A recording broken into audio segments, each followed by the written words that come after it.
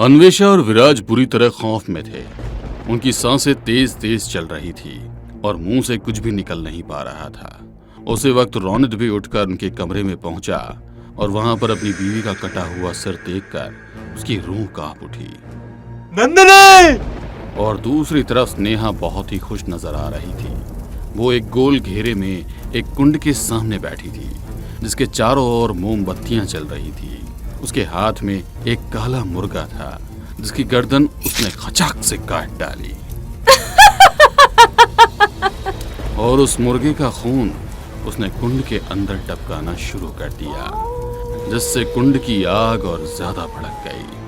कुछ दिन दुख भरे गुजारने के बाद अन्वेषा किचन में खाना बना रही थी। तभी उसको कुछ आवाजें सुनाई देने लगी।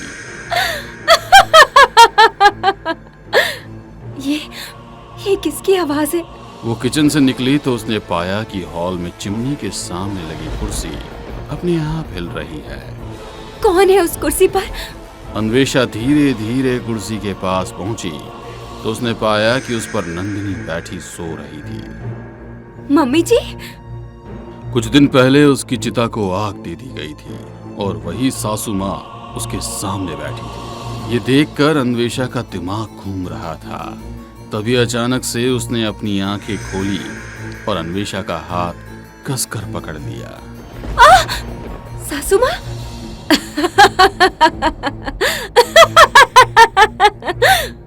तुम सब भी अब मेरे पास ही आने वाले हो।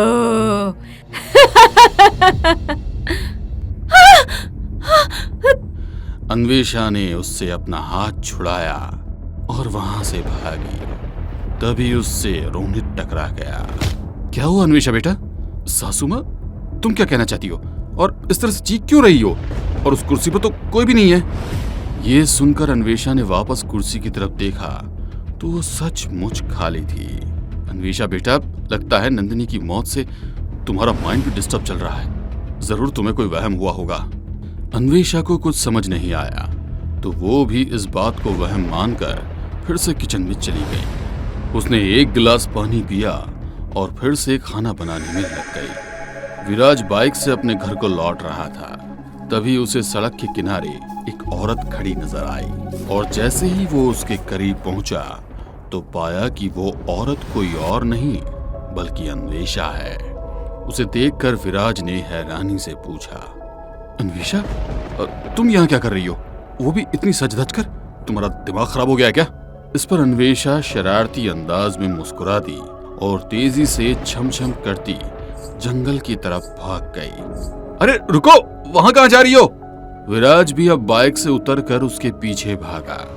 उसने देखा कि अन्वेषा एक तालाब के अंदर जा रही है।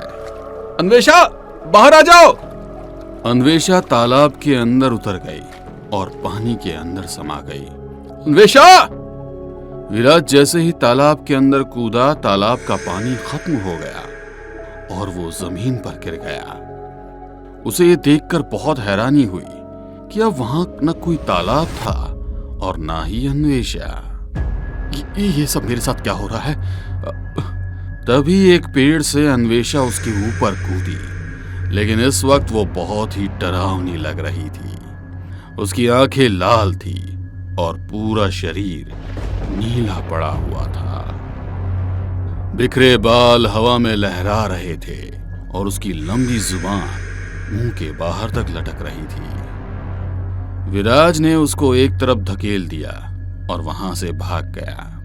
बाइक पर बैठकर वो फुल स्पीड के साथ वहां से निकल गया।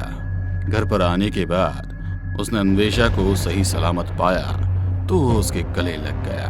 तो सब कुछ ठीक तो है ना? क्या आपको भी कुछ भयानक दिखाई दिया है जो आप इतना डरे हुए हैं? वो अपने कमरे में है, आप फ्रेश हो जाइए। इस पर विराज ने बात को बदलते हुए कहा, पापा कहाँ हैं? वो अपने कमरे में है, आप फ्रेश हो जाइए, मैं तब तक खाना लगाती हूँ। ठीक है। विराज बाथरूम में फ्रेश होने चला गया और वॉश बेसिन में मुंह धोकर बाहर निकला तो अब रोनित भी टेबल पर आ चुका था। विराज ने भी उनको ज्वाइन किया और अन्वेषा ने सबको खाना परोसा। अभी ये सभी खाना शुरू ही किए थे कि तभी सभी के खाने की प्लेट्स में न जाने कैसे लंबे लंबे काले कीड़े नजर आने लगे। ये देखकर सभी अपनी जगह से उठ गए, लेकिन रोनित अभी भी वहीं बैठा था।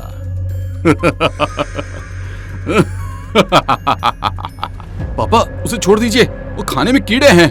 रोनित ने वही गंदा खाना जारी रखा और जोर जोर से हंसता रहा। खाने की टेबल अपने आप जोरों से हिलने लगी। रोनित ने एक कांटे का चम्मच उठाया और अपनी ही आंख के अंदर दे मारा। उसने उस कांटे से अपनी ही आंख को निकाल लिया और उसे अपने मुंह में रखकर चबाने लगा। ये खौफनाक दृश्य देखकर अन्वेषा की चीख निकल गई। और शिवांगी बस ये समझने की कोशिश कर ही रही थी कि उसके घर में ये सब क्या चल रहा है। काफी देर तक भयानक तरह से हंसने के बाद रोनित जमीन पर गिरकर तड़पने लगा और कुछ ही मिनटों में उसने दम तोड़ दिया। अपने माँ बाप को खोने के बाद विराज अब बहुत ही ज्यादा डरा हुआ था। उसने एक प्रीस्ट को घर पर बुलाया और अंदर कदम रखते ही उसने विराज को बता दिया, तुम्हारे परिवार पर किसी ने ब्रह्मकुंड के जरिए काला जादू किया है। क्या ब्रह्मकुंड? इस विद्या के जरिए ब्रह्म प्रेत को बुलाकर उसको किसी भी परिवार के पीछे लगाया जा सकता है। ब्रह्म प्रेत इसी तरह के भ्रम पैदा करता है जैसे तुम्हारे घर के लोगों को दिखाई दे रहा है, और भ्रम पैदा करते हुए आंखों को धोखा देते हुए ब्रह्म प्रेत का एक एक करके घर के सभी सदस्यों को फिर वो खत्म कर देता है। लेकिन मेरे परिवार के साथ ऐसा कौन कर सकता है? अभी पता चल जाएगा। प्रीस्ट उनको एक अकेले कमरे में ले गया। वो जमीन पर बैठ गया और उसने अपने हाथ में पकड़े बॉक्स से एक कोरा कागज निकाला। उसने विराज को भी अपने पास बिठाया और वो कागज उसके हाथ में पकड़ा दिया।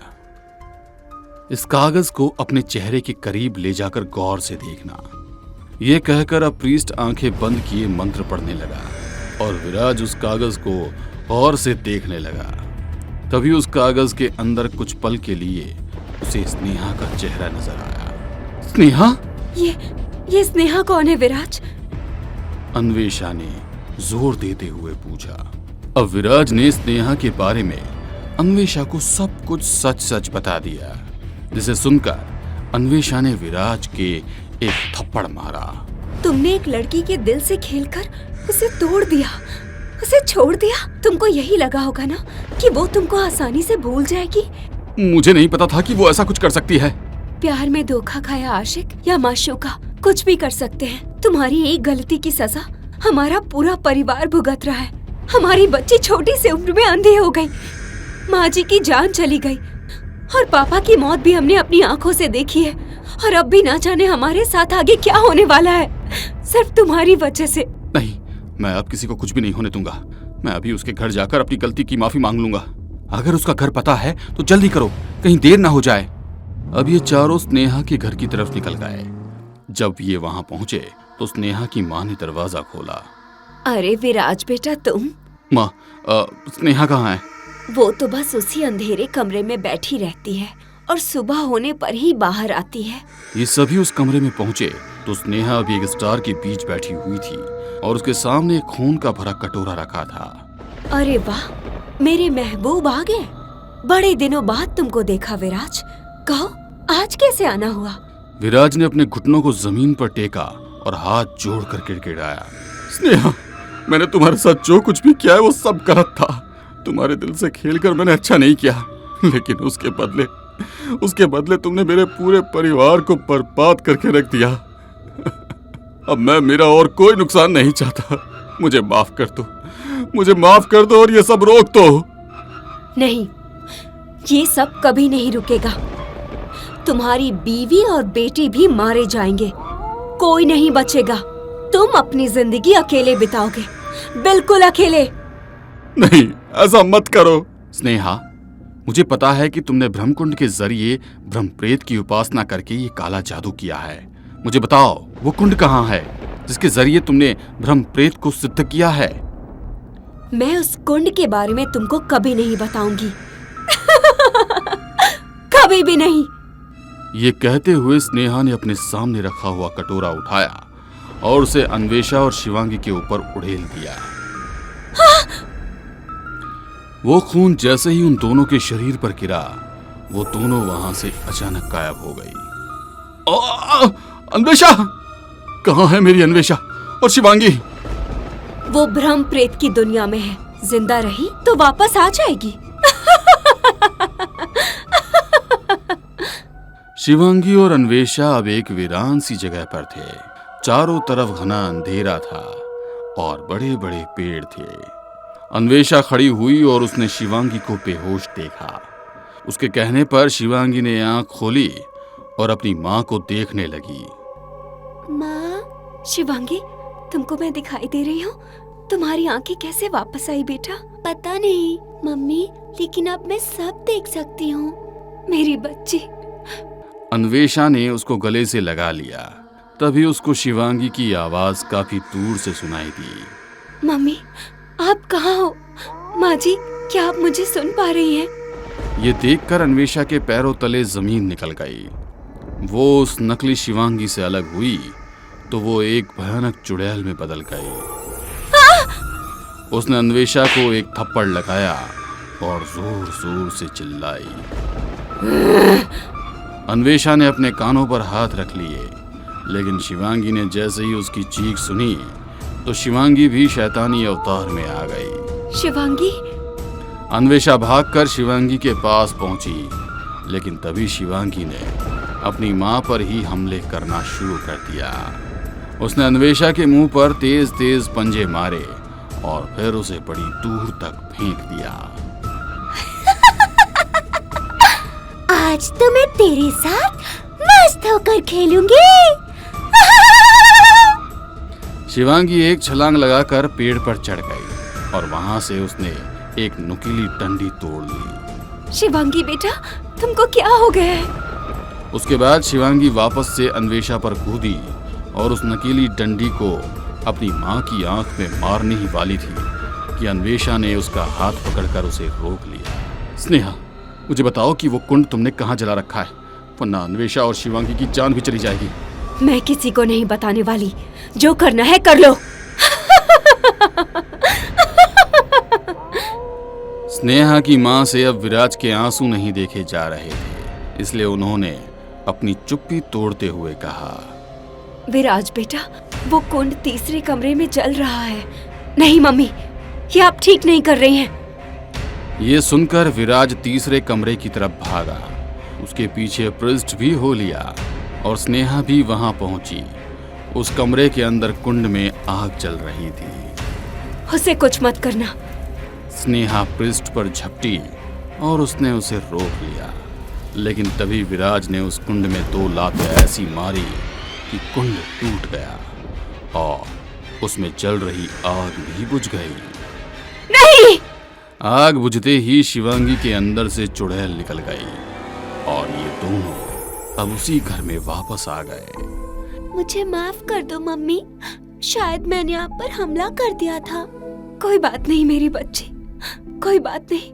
ये कहते हुए अन्वेषा ने शिवांगी को गले लगा लिया। अब विराज ने भी उन दोनों को प्यार किया और कुंड की बुझी आग से धुआं निकालने लगा। एक भयानक आवाज घर के अंदर गूंजी, तुमने कुंड की ठीक से सुरक्षा नहीं की और अब तुम्हें इसकी सजा जरूर मिलेगी। नहीं, ये मेरी गलती नहीं है। ये तुम्हारी ही गलती से हुआ है। अब तुम हमारी दुनिया में रहोगी, हमेशा हमेशा के लिए। वो काला धुआं स्नेहा के आसपास मंडराने लगा और फिर उसे लेकर वहां से गायब हो गया। इस तरह भ्रम का ये खेल खत्म हुआ और चारों तरफ खामोशी छा गई।